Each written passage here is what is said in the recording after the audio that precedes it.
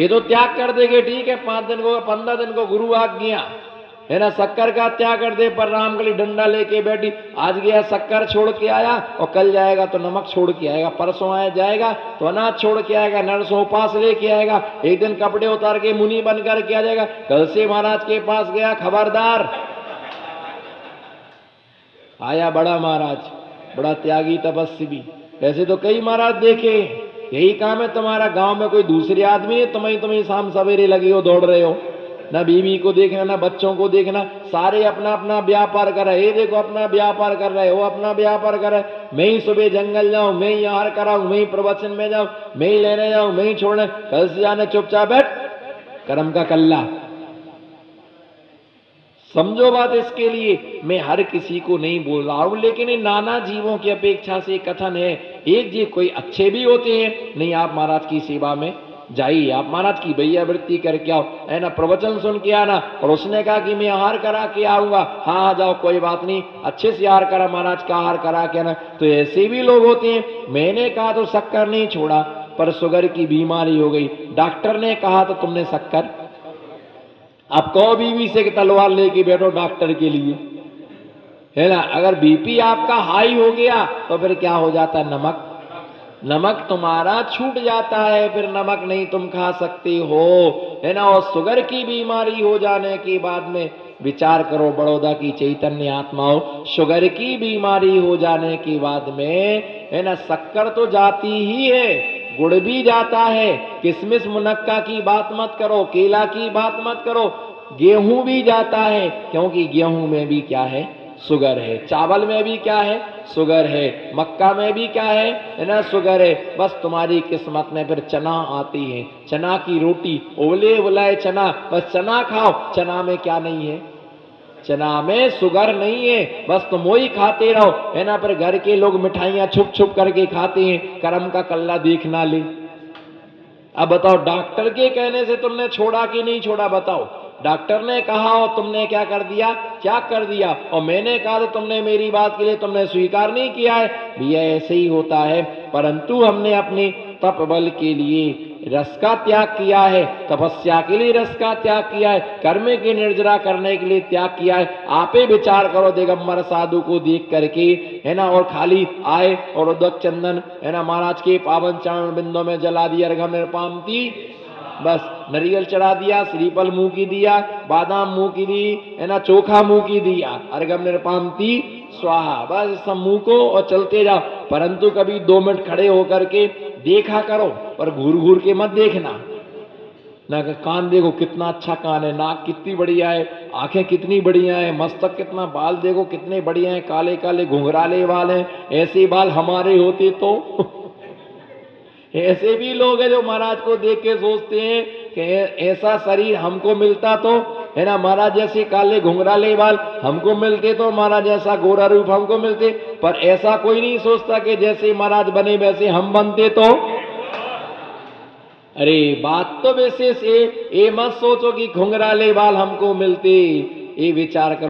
इतने सुंदर घने काले बाल होने के बाद, ओहो क्या निरपेक्ष वृत्ति है। अंतःकरण से सुनो, भगवान महावीर स्वामी की वाणी है, गणधर स्वामी के सूत्र हैं, आराती आचार्यों की शब्दावलियां हैं। मैं तो सिर्फ निमित्त मात्र हूं, इसमें मेरा किंचित कुछ भी, है ना, नहीं है। इतने सुंदर काले घुंघराले बाल होने के बाद, ओहो, जिसमें हम, है ना, शैम्पू लगाते लगाते इतनी शैम्पू लगाई, एक लवण समुद्र बराबर शैम्पू खाली हो गई। कितनी, इतनी, एक लवण समुद्र के बराबर शैम्पू, बोला 10 पैसा, एक लवण समुद्र के बराबर शैम्पू क्या हो गई, खाली हो गई। इतने सनलाइट साबुन लगाए, इतने सनलाइट साबुन लगाए, एक सुमेरु पर्वत के बराबर, बोलो ना, एक सुमेरु पर्वत के बराबर साबुन घुर गए। परंतु ये शरीर जैसा का तैसा रहा। ये नहीं सोचना कि कितने घुंघराले बाल हैं, है ना, ये विचार करो कि इतने सुंदर बाल होने के बाद इन्होंने राख लगा करके उनको निकाल करके कचड़े की तरह फेंक दिया।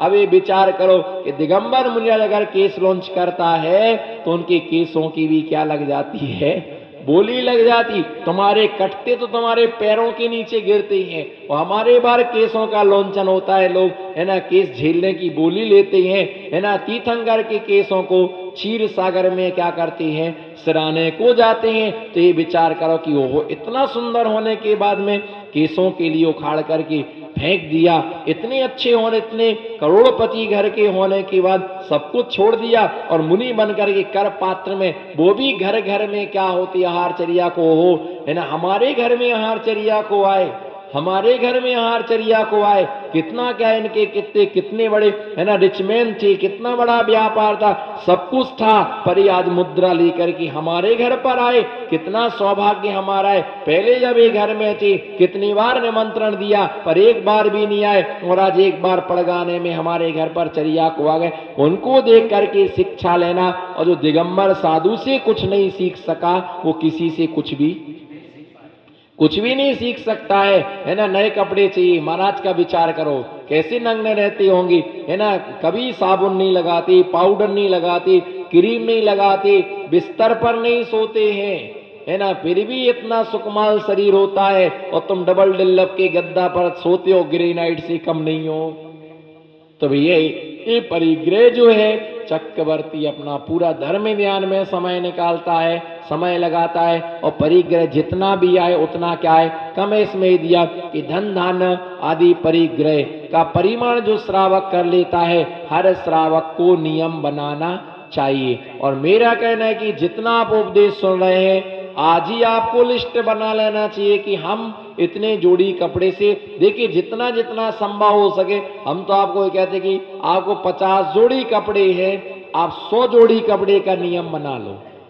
वो तो नियम ही सा है, ऐसा नियम नहीं होता है। नियमानुसार, क्रमानुसार और समयानुसार, है ना, जो कार्य होता है वो किसके अनुसार, समयानुसार, बोलो समयानुसार, नियमानुसार और क्रमानुसार जो कार्य होता है, वो हमें बहुत अच्छी तरह से फल दे करके जाता है। जिसका कोई नियम नहीं है, जिसका कोई क्रम नहीं है, जिसका कोई समय नहीं है, उसमें श्रम होता है, उसमें सफलताएं कभी मिलती नहीं है। नाश्ता तो सुबह ही अच्छा लगता है, और 10 बजे भोजन अच्छा लगता है ना। 10 बजे कोई कहे नाश्ता कर रहा है, तो 10 बजे कोई नाश्ता का समय थोड़े होता है। भगवान का अभिषेक प्रातः काल की बेला में ये अच्छा लगता है, 12 बजे भगवान का अभिषेक अच्छा नहीं लगता है। मुनियों की चर्या 10 बजे ही अच्छी लगती है ना। 2 बजे मुनियों की चर्या शोभा नहीं देती है। भगवान की पूजा प्रातः काल में ही अच्छी लगती है। तुम 2 बजे पूजा करके आओ, मंदिर खाली मिलेगा, गारंटी है मन नहीं लग सकता है।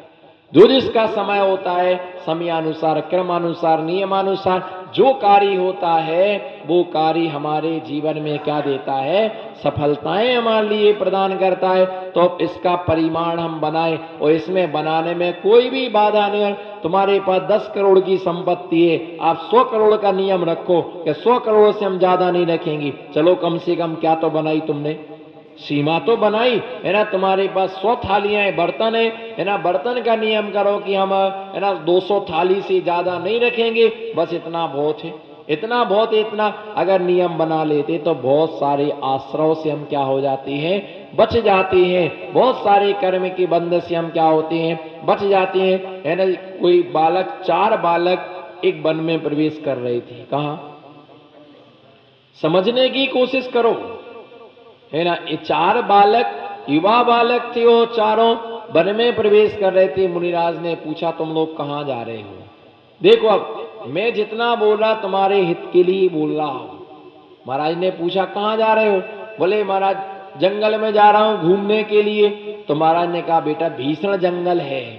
क्या है, भीषण जंगल है, कहीं भटक नहीं जाना। नहीं नहीं महाराज, हम 4 लोग हैं, हम लोग कहीं नहीं भटकेंगे, हम लोग चले जाएंगे, घूम करके वापस आ जाएंगे। अब जंगल में पगडंडियां अनेक रहती, वृक्ष बहुत रहते, पता ही नहीं चलता है कि रास्ता कहाँ गया। कई बार शिखर जी के रास्ते में भटक जाते हैं हम लोग, विहार करते करते कई बार किसी मार्ग पर चले जाते, जंगल का पगडंडी पकड़ ले, 10 पगडंडी, अब कहाँ जाना है, हम लोग भी भटक जाते हैं। शाम शाम तक, रात तक ठिकाने नहीं लगते, कई बार जंगल में ही रात निकालना पड़ती है। तो ऐसे तो महाराज ने कहा तुम लोग भी अंदर प्रवेश कर रहे हो, एक छोटा सा नियम लेके जाओ, कोई ना कोई नियम आप लेकर के जाओ। तो उन्होंने कहा नहीं नहीं महाराज मैं तो नियम नहीं लूंगा, नहीं नहीं महाराज मैं तो नियम नहीं लूंगा। तीन ने मना कर दिया, पर एक बालक ने कहा कि महाराज आप जो भी हमें नियम देंगे हम वो नियम पालन करेंगे। उसने बालक महाराज ने कहा कि तुम नियम ले लो, हम अनजान फलों को नहीं खाएंगे। जंगल है, क्या है अनजान फल का मतलब क्या होता है? बोलो भाई, अनजान फल का मतलब जिस फल के विषय में हमें ज्ञान नहीं, हम जानते नहीं है। हरा हरा दिख रहा, पका दिख रहा, पर कौन सा फल है?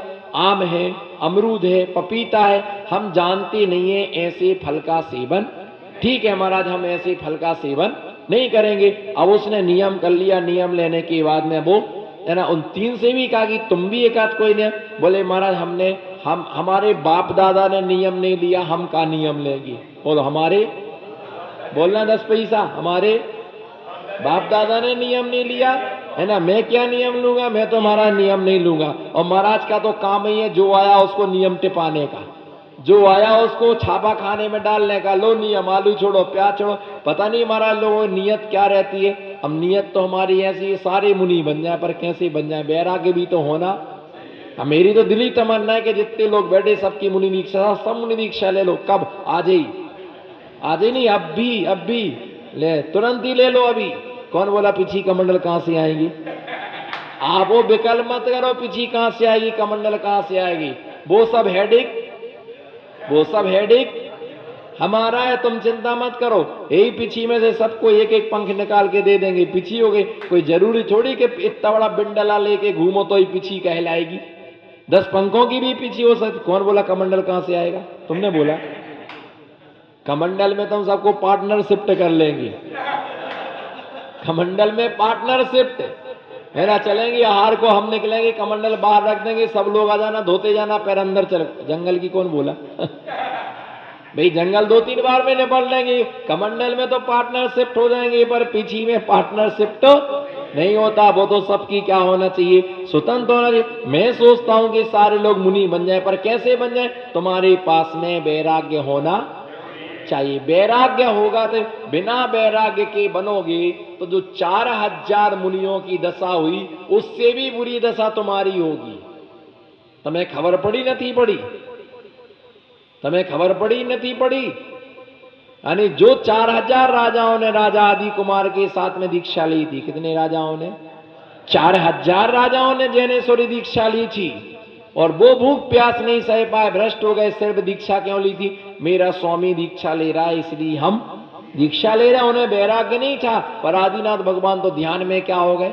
लीन हो गए। वो हार कोई नहीं उठे। अब इनको भूख लगी, प्यास लगी तो कोई ने नदी का पानी पिया, कोई ने पत्ते तोड़े, कोई ने फूल तोड़े, किसी को ठंडी लगी तो केला का पत्ता तोड़ करके लाया, पूरे शरीर में लपेट करके बांध दिया। आकाश से आकाश माने ये तुम क्या कर रहे हो?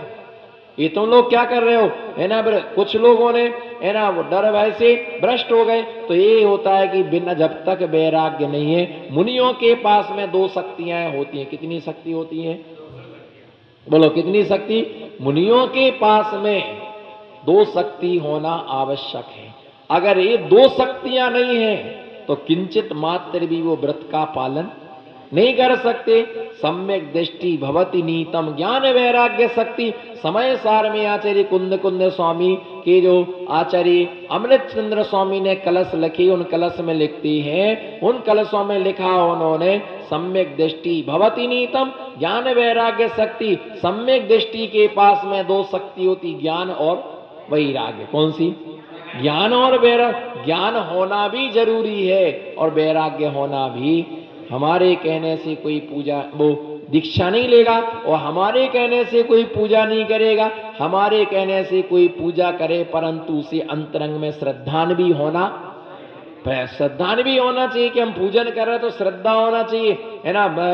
भगवान के पूजन करने के लिए श्रद्धा। बोलो भगवान की पूजा करने के लिए, जोर से बोलो, भगवान की पूजा करने के लिए श्रद्धा आवश्यक है।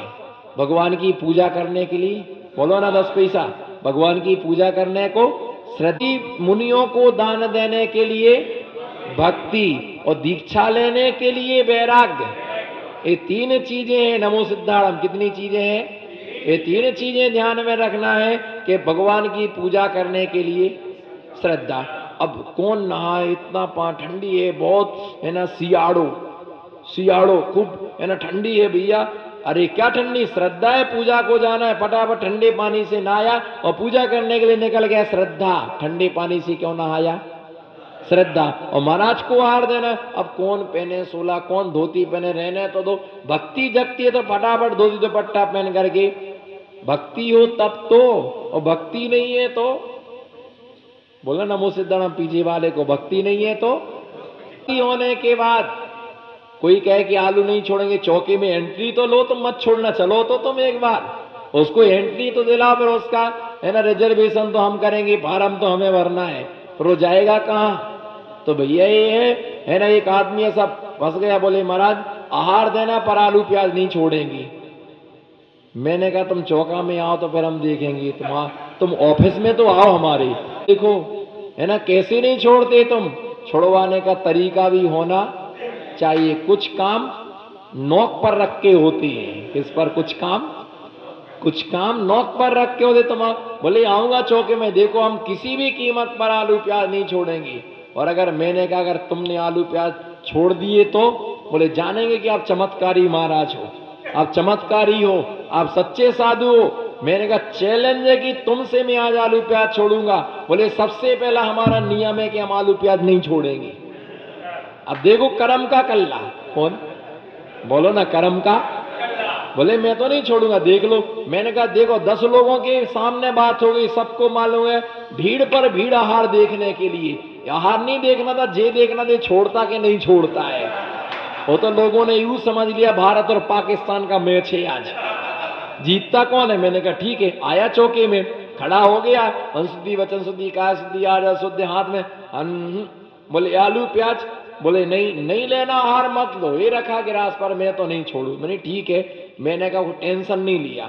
मैंने कहा कम से कम पहले 80% माल अपने अंदर कर लो। कितने परसेंट? ये भी सूझबूझ होना चाहिए। कितना परसेंट बोलो ना कोई तो। 80% माल पूरा अपने। अब बचा कितने परसेंट? 20% चावल बचा, पानी बचा। तो मैंने कहा पहले रस पी लो, पानी का विकल्प ना रहे। तो पाइनएप्पल का रस भी आराम से लोटा भर ले लिया, अंगूर का रस भी ले लिया, अनार का भी ले लिया, है ना। अब आदमी क्या करता है, महाराज आपने जल तो लिया ही नहीं, जल तो नहीं लिया ही नहीं। मैंने कहा 80% माल अपन बढ़िया ले लो। गुलाब जामुन भी ले लिया, नमकीन भी ले लिया, पुड़ी भी ले ली, खाकड़े भी ले ली, इडली डोसा बोलो ना कुछ। 80% बोलो ना, कितने परसेंट ले लिया। अब उससे बोले महाराज ले लो ना एक गिलास। वो मेरे करीब का आदमी था, इसीलिए वो इतनी बात कर रहा था ना, बाकी किसमें हिम्मत, बाकी किसमें हिम्मत। तो वो बोले महाराज एक गिलास ले लो। मैंने नहीं, आलू प्याज तो छोड़ना पड़ेगा, है ना। फिर मैंने उसको गिलास पकड़ा, नहीं पकड़ो गिलास, और लेना ही गिलास तेरे ही से है ना। छोड़ो। बोले नहीं छोड़ूंगा। अगर तू नहीं छोड़ता है तो मैं अंजलि छोड़ता हूं। सारे लोग उसके ऊपर टूट पड़े, छोड़ना। मेरे घर में अगर अंतराय हो गया, मेरे घर में अगर अंतराय, तो तू सोच लेना तेरा क्या होगा।